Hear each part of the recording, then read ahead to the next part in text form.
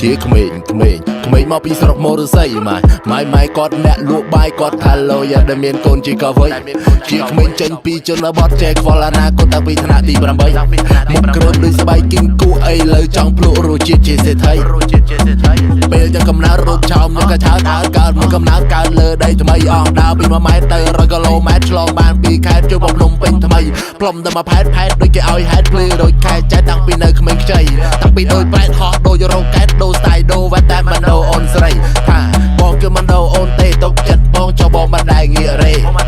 បងគឺមិនមានចិត្តស្មោះបងជាកំឡោះគឺមិនដូអូនទេអត់ស្អកមិនហៅតែបងខែមអត់អែមិនហៅតែបងយោ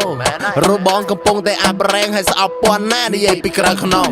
ហៅបងឬប្អូនណាត់ប្រកាន់ទេហៅបងឬអត់ប្រកាច់តែអញសុំចែកមើលតាសញ្ញាណប័ណ្ណនៅក្មេងឯងកុំចង់វាយស្មៅយកចាស់ធ្វើខ្លាគ្មានគួរឲ្យស្រឡាញ់ទេកុំគួយឲ្យខ្ពស់ជាងឈរបើបងអត់ចេះរអានឹងពីរបស់ខ្មែរអានឹងហើយថាឆ្កែត្រូវហើយជីវិតគឺមិនទៀងទេពេលខ្លះប្អូនធ្វើជាកំ pl ាញ់បើអត់ចេញជាកំ pl ាញ់បើជាត្រូវស៊ីកំ pl មែនហើយមានអណ្ដាតយកកំចេះតែកឡោះមានមាត់យកកំចេះតែចំហឌៀលគេថាអ្នកក្រក៏ឲ្យបែរចេញជាឈៀងជាក្មេងមកពីស្រុកមរស័យម៉ៃគាត់អ្នកលក់បាយគាត់ថាឡូយ៉ាដែលមានកូនជាកវ័យជាក្មេងចេញពីជនបទចេះខ្វល់អនាគតតាំងពីថ្នាក់ទី8មុខគ្រើមដូចស្បែកគីងគូអីលើចង់ភ្លក់រសជាតិជាសេដ្ឋី